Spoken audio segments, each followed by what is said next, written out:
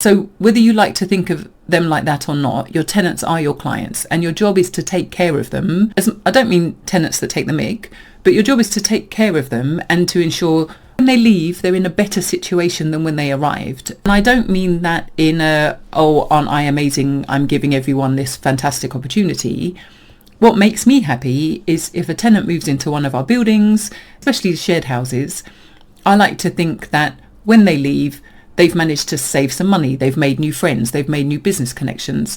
And that probably explains why our tenants on average stay about 2.7 years. And actually some of our tenants, our average age is much higher than the NRLA research piece, which says they're 25 to 34-year-olds. Our average age is more like 40. And I don't know why that is, it just is. But anyway, so we're basically saying being a landlord's amazing. You should be proud of yourself that you're making this amazing contribution to the UK economy. But what do you do with this social piece? What do you do with the human factors? Because you're in it for business, number one, and you're not a social worker. But if you have a human approach to running your business, you can still help people without it costing you a lot of money, a lot of time. There's always a time thief, which we'll do a separate video on. But what do you do if someone passes away in one of your properties? We've had 3 deaths and a coma, and it's tough, even when you're just choosing a tenant to take for your property. I've been doing it a while, so you do lots of things, like you can screen things in a millisecond. When you meet people, you know gut instinct if they're right or wrong. And then there are other more obvious physical factors that you might take into account. The tenants who I would just briefly talk about, obviously anonymously, some deaths were absolutely devastating surprises. And some, if you look at lifestyle factors, you can think, okay, I can see how that happened. The purpose of this video is not to try and scare you.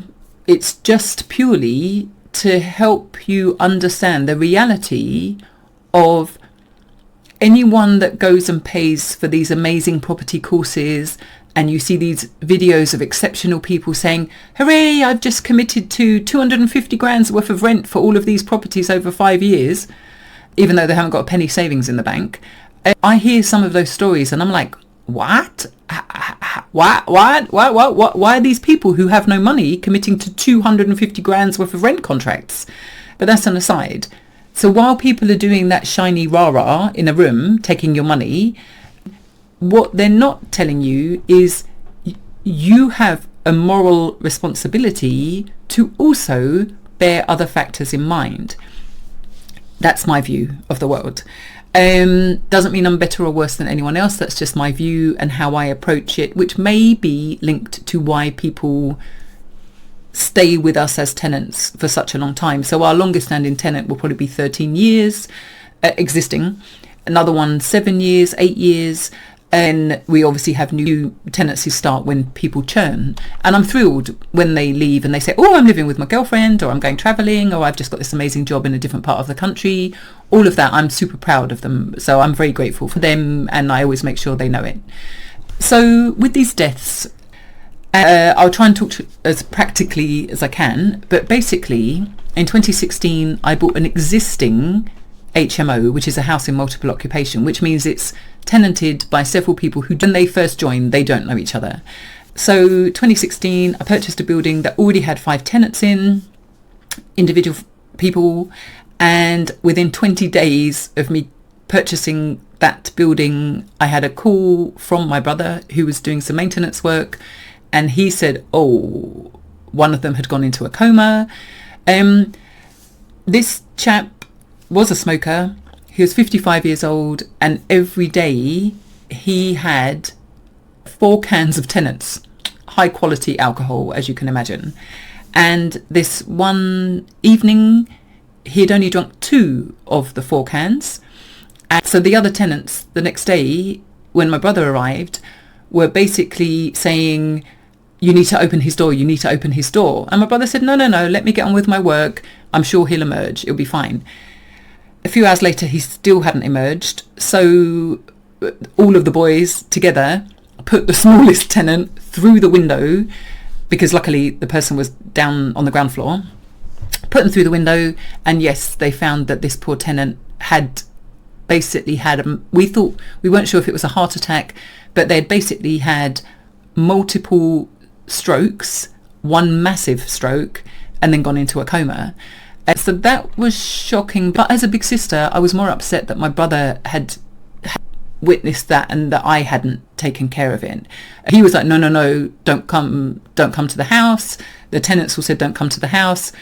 But I'm then doing lots of calls because you're trying to work out, oh my gosh, are we dead? Are we alive? What's happened? Which hospital is in? How do I call the next of kin? And tenants always make sure your landlord has emergency numbers. They're not there to spy on you. They just want to make sure they're useful when it's time. The first thing I thought is, they said, oh no, his room is in a state. And because I was their new landlord and owner of the building, all of the men in the house basically quickly cleaned all of the room. And obviously when you pass away, your bodily fluids leave you. And so they basically scrubbed everything. They scrubbed the mattress, they scrubbed the room. They basically tried to make it so that when I turned up, it looked as neutral as possible. And then in the end, they're like, you're going to have to replace the mattress. And in fairness, they were very sweet. And I think part of it was because I was a new landlord, and part of it was because I was a girl. They were like, this is not for you, this scene. So the heartbreaking thing about that piece is obviously your liaison with the family, and you've got immediate relatives, daughters, aunts, uncles. You've got relatives that you have to interface with, and I'm trying to keep my language neutral, but with that you just go into practical mode. And for me, I'm just like, whatever the family needs, you give them. I was carefully saying, listen, I don't think, even if this tenant survives the coma, that he could come back and live in this accommodation, purely because you cannot, your brain and your body cannot have been unplugged, as it were, for such a long time, and for you to come back with full brain processing power. So therefore this person couldn't live independently in this shared facility. But the tenant's family doesn't want to hear that. They just keep saying, it's fine, keep the room, we'll just keep paying rent. And I'm not ruthless, I can't do that. So for 1 or 2 weeks, we went their strategy. One of the first things I thought was, they don't teach you this when you're becoming a landlord. I guess different people will have different coping mechanisms for that. So in time for when the tenants came, I'd bought the new mattress, I'd bought new bedding, and made it look like, okay, if this chap is coming home, everything's lovely, it's going to be fine.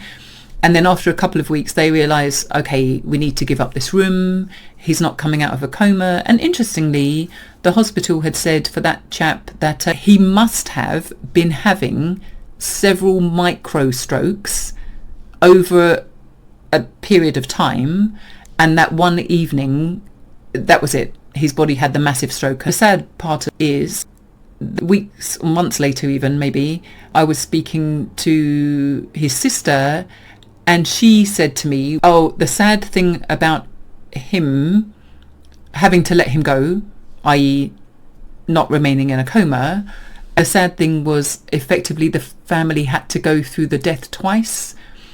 So it's almost like he initially went into a coma, they insisted that he was kept alive, and then later, when they realised this was not the same person, and they agreed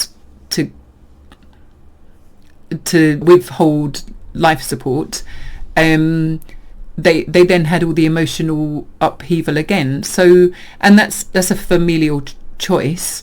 You hear these stories and they're quite heartbreaking, I think. Then in 2019, we had a chap one day at work. He just stopped working and said to everyone, I think I need to go to the hospital. And he was right. He came out weeks later with multiple heart stents, like multiple stents put in his heart valves. And he survived and looked 1,000,000 years old. He was about 50 at the time, maybe 51. But after they basically stripped veins out of his legs and helped reroute stuff, he survived another couple of years, and then he passed away. He passed away just after he left us. He left us, and then I think within a very short space of time he passed away. Then these two most recent deaths I find devastating. So in 2023, we had this wonderful chap live in one of our buildings, and I got a call one Sunday late, like 7:30, but I had about 4 missed calls from tenants. And I thought, oh, it's from the same 2 tenants that always argue with each other. It's Sunday evening, I'm not picking up the phone, like to listen to them bitch about each other. And then I thought, let me listen to this most recent voicemail, because it was a longer one. And oh my goodness, all the tenants were crying. The police were at the house. The people to retrieve the body were at the house. And this tenant, I literally didn't believe them. I was like, I'm not speaking to you, I'm speaking to the police. Give me the police. And I remember the police officer starting to talk to me and me just crying. And I don't mean sobbing, I mean crying uncontrollably, like you can't stop the tears streaming down your face.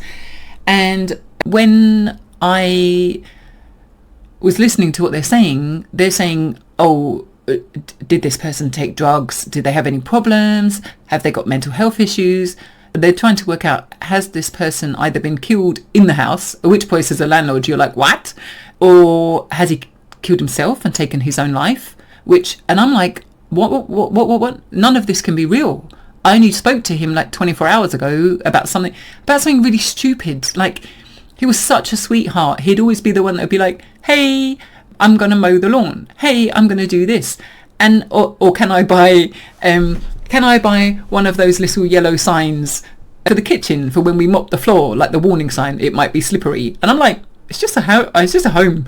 And he's like, yeah, but it would be good to warn other people I've mopped the floor. And I'm like, do you know what? Buy it. It's fine. Deduct it off the rent. So this lovely, lovely man, it worked out, had just sat on the edge of his bed to put on his shoes. And as he sat on the edge of his bed, he rolled back, had a heart attack and dropped dead. And I think he was either 41 or 42 years old. And that was really hard. The tenants were beside themselves, and at that point, some tenants obviously were upset and respectful, but it didn't affect them. The tenants who had discovered this person were very upset, and effectively I was doing counselling calls, which for the first 2 weeks you're fine, and then after a while you're like, okay guys, you can't keep calling his family and upsetting them, because every time they're trying to just go to work, deal with processing his death, as in the administrative side, you're making them upset again. You have to let the family do what they're doing. And then at the same time, if I was receiving calls from the family, which I was happy to do, one of the brothers said to me, can you tell me another story about him? You just tell me funny stories about him. But that's because that was the side of that tenant that I'd seen. I hadn't seen an unhappy tenant or a miserable tenant or a rude tenant. I had seen a charming, helpful, polite tenant. So that's all I could comment on. So that was devastating. But again, all you can do with that is the same approach, which is if the family wish to talk to you, you talk to them. And if the family want you to leave them alone, you leave them alone. If they need copies of paperwork, some families are concerned about, oh, will you forward all mail to this address, or can you just return to sender? It really depends. And I would just suggest you ask them how they would like you to deal with them. Then this final tenant, this is very upsetting because she didn't know she was poorly. She literally is the one that just passed like 6 weeks ago, or might be 8 weeks ago now. Anyway, so with her, she lost loads of weight, and she was chunky, and as am I. And every time I'd go to the house, I'm like, oh, you're losing weight. Oh, you're losing weight. And she was like, yeah, I'm trying. And she was very stoic, very straightforward. You knew if she was happy, you knew if she was sad, but she never ever told me she was ill or knew she was ill. Early February, she presented herself to Crawley Hospital and said, hey, I've got shortness of breath. Like, I don't feel right. I've got shortness of breath. I'm constipated. I've got severe back pain. I think something's wrong. And the hospital were basically like, bugger off, drink water and go to sleep. That will make you feel better. That's literally what the first batch of treatment was, sending her home. So that's about the 2nd of February. Then on the 5th or 6th of February, I happened to be at the house doing fire testing. And I like to go myself because then you can have a look at how they're keeping the building. And when I saw her, she looked like death. She just was really white. And she told me that she was sick, and she told me what the hospital did. And then she said, the night before she had called 999 and asked for an ambulance to take her to Crawley Hospital. And she said, her words, not mine, she said the ambulance driver rang her, which might have been the NHS person, but she said she had a call back to say they were not coming to get her. And this is a few days after she's only just presented herself to hospital. They're not coming to get her. She was 41. And basically, again, drink water, go to sleep, you'll be fine, is what they said to her again. So effectively, when I see her, she's had contact with Crawley Hospital and then the 999 emergency line twice at this point. So 2 emergency responses. She's been told to go away. So on the whatever day it was, the Thursday or the Friday, I said to her, hey, listen, I've done all my testing for today. I can go home the long way and I can drop you at East Surrey Hospital, which is near Red Hill. And she said, oh, no. She was so blasé. She was like, oh, no, I'm going to make them pick me up in an ambulance. She said, if I don't feel better by Friday, I will call an ambulance again and I will make them pick me up. So it's almost like this little hint of defiance where she's like, listen, I've asked you lot for help twice. The third time you're going to help me. That's what she was like. Because I'm saying, it's a lovely day. I'm free for the rest of the day. Let me just take you to the other hospital, which we know is high quality service. It's just a better hospital, East Surrey Hospital. And so I said, I'm happy to drop you off. And she was like, no, you go on about your day. I'll be fine. And then I went to give her a hug, which I sometimes did. And she said, oh, Carla, don't. I haven't showered for 24 hours because I feel too sick to move. So I kind of said, hey, like, you're trying to be upbeat. You're just like, hey, why don't you have a shower or a long bath? Why don't you wash your hair, like stimulate your nerves, like your brain, make yourself feel fresh and feel better. And then what can I get you? And she's saying she's constipated. So I kick into practical mode. I'm like, do you want me to go and buy you some prunes? Do you want me to buy you some orange juice? Do you want me to do this? Because the shop is literally over the road. She's like, no, I'm fine. So I said to her, okay, I'll tell the boys in the house. They're all grown men, but I call them boys and girls. I'll tell the boys in the house to just help you. And she said, no, they're good as gold. They'll help me if I need something. So I'm like, okay. So I left. But as I was driving away, I thought, you know, when you think, should I have insisted that I take her? But you can't make someone go who's not ready to go.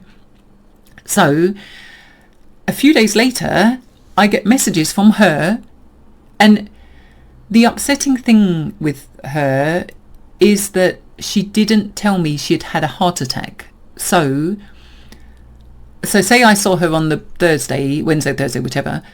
On the Sunday, she presented herself back to Crawley Hospital. She got a cab and went back to Crawley Hospital. And when she was there, she said they basically, and it's on her actual medical notes that we've got a copy of, it says on the notes, patient represented with the same symptoms she had last time, shortness of breath, constipation, lower back pain, blah, blah, blah. For the third time, this woman was told to go away by the emergency room in Crawley Hospital. So let that sink in. You are telling them that you are sick. You are telling them for 3 times in a row how bad you are and that you need medical assistance, and 3 times twice Crawley Hospital and once the NHS emergency line told her to go away. Just go home, drink water and sleep. Out of frustration, this woman went in another cab immediately that she was kicked out of the hospital. I say kicked out. The immediately that she was discharged from this hospital, where they were like, nah, we can't help you within a few hours. She got a cab straight away to East Surrey Hospital, which was the first hospital I'd wanted to take her to. And apparently, this is what her brother disclosed, as she arrived at the second hospital, she had a heart attack in their emergency room. So think about that. You've been told 3 times, go away, there is nothing wrong with you. You get another cab out of frustration to the second hospital in the same day, and you have a heart attack on the floor in their emergency room. So this bit, the heart attack, I didn't know had happened.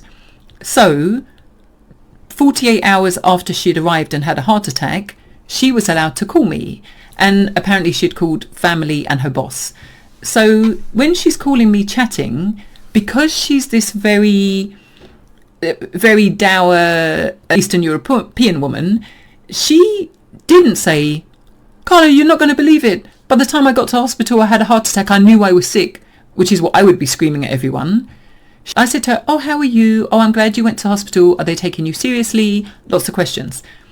She made one comment about her heart. So I thought they were investigating why she's got a stomach issue and why her back is in pain and why she's got shortness of breath. But she didn't say any of that. She just said, yeah, they're looking after me. They're really good. She said, Carla, they're trying to work out what's wrong with my heart. That's all she said. And I'm like, what she should have said is, oh my God, I think I'm in trouble. I had a heart attack in the hospital. Either way, it worked out. She was in hospital for about 20 days. And then one morning they said to her, oh, we're very sorry. We've worked out why you had a heart attack and why you're suffering intermittent constipation and why you've got backache and why you've got shortness of breath. It's because you've got advanced ovarian cancer and lung cancer as a secondary cancer. At this point, she got herself distressed. She rang her boss. I'm so gutted, and I know it's selfish that she didn't call me, because I would have tried to keep her calm and I would have gone immediately. But she called her boss, who is lovely, and she luckily worked for an amazing firm. And the boss said, wait, it's calm. We've all got private healthcare. We're going to come. You're going to have treatment. It's all going to be fine. But the boss said at that point she was getting herself distressed. By the time that employer got to her bedside, effectively, she was in with some nurses.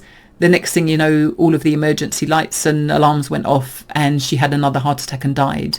So distressing, because part of me thinks, oh gosh, if I'd have insisted she'd gone to hospital when I said, not because I said, but because I had the time to go and take her, if she'd have gone, would that have helped? The answer may still be no, because effectively she was having a heart attack because her body couldn't cope with the cancer. And even when she found out it was cancer, like I can literally feel myself shaking now, which is horrible, sorry. But even when she found out she had it, she thought she was doomed immediately. And it was that anxiety potentially which caused the next heart attack, but they just couldn't revive her after that next one. So very upsetting. So again, all you can do in that instance is be available for the family. The family were remote, so we just offered them her room to camp in while they were, and it seems ridiculous, and I'm sorry I smiled then, but you're literally thinking, I don't even know what to say to these people. So you can only let them talk, express their grief, offer them the room. Why would you let them pay for a hotel when they can just be in her room? And then when they needed support at the hospital, I went, and I went because they were broken and out of respect for the lady, and also because English wasn't their first language. So the kind of professional in me just thinks, hold on a minute, what are they being told? Are they being told anything? They are pretty sure that all her jewellery went missing when she was in that emergency room in intensive care in the NICE hospital, in East Surrey Hospital. So that's a discussion that's still being had. They wanted to know why they had to wait over a week for someone to sign a bit of paper to say she was dead before they could even get the death certificate. And all they wanted to do was take her home to her mum. That's what they wanted. The most important lesson, I think, from this process is everyone has their own different ways of dealing with things. And for me, to think that someone I have known for years is in pain or has passed and their family is in pain, that's not something I can just pass without acknowledging my own grief, and also being a decent human being. You guys, you have to take care of yourself. You're in your 40s, you know what your body does, you know what's good and what's bad, and you have to, if something's not right, go to the doctors. And if the doctor ignores you, go to hospital. And if the hospital ignores you, go to another hospital. And do not let some administrator in a hospital tell you, drink some water and go to sleep, you'll be fine. Because she ended up going to sleep for the rest of her life at age 41. It's devastating. And whether you're a tenant or whether you're a landlord or wannabe landlord, you don't have to absorb someone else's grief. I'm wired to do what I do, so I can only be a human. And also the deaths, you have an obligation to, well, I guess it's two things. One is emotionally help stabilize your remaining tenants, and two is the benefit of emotionally stabilizing your existing tenants is you don't have 5 people desert a house and a house with no income. And that's just my rule at the end, because when the young chap passed away, when he was putting on his shoes, everyone's young compared to me, so I can say it, but when he passed away, I had a moment where I thought, I'm going to have to just offer to all tenants, you can walk away from your tenancy with 0 obligation, I will give you back your deposits, it's all fine, I understand. Because 3 people were quite emotional. They were like, we can smell his death, we can smell this, we can smell his aftershave. Oh, everything was like an emotional trigger. And the best thing is the room rented instantly. If you want to be purely ruthless, we got another tenant in at more rent, but that wasn't the point. The point was the psychological addressing of existing tenants thinking that something was there that wasn't. So yes, so I'll leave that there for now. I mean, I just think all the years that I rented when I was younger at uni, do I think that any of those landlords would have given a damn if I passed away? No. They would have literally called my mum, made her collect her items and been like, thank you and good night, we're going to rent the room tomorrow. But that's just not how I operate. So happy days. I'll look forward to reading your comments below and answering any questions, and I'll see you on the next video. Thanks.